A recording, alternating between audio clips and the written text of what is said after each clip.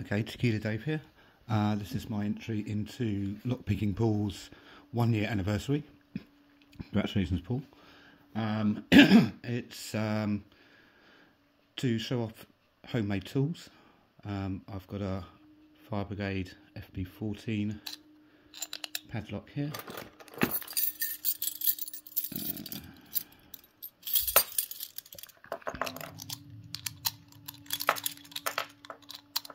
Oops.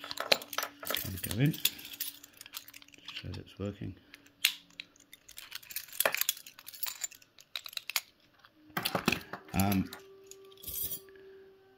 Here I've got this is a key from an era insurance padlock which has been filed down.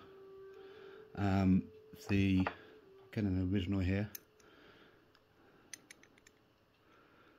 Don't know if you can see, but tip has actually been filed down a little bit as well. Not the that allows it to throw the bolt when you pick, but not completely throw the bolt. What that does means you can open it and you can decode it a lot easier because the levers are all in the unlock position anyway. I've left the hole at the end of the key here, so you can get a bolt, use that to tension it. Nice and simple. And this is actually the first lever lock I ever made. It's made from a bicycle spoke. It's not the best. It's got a bit of paper clip there just holding it together. It's put a slight bend in it. It's a bit thick. It works though, so hey ho. So let's give it a go. It's a bit thick, so it takes a little bit to get in.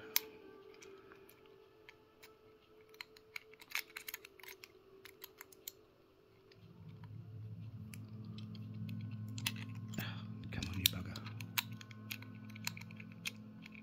There we go. Right, so where are we at? Let's leave it there, on there. There we go. And we've got an open.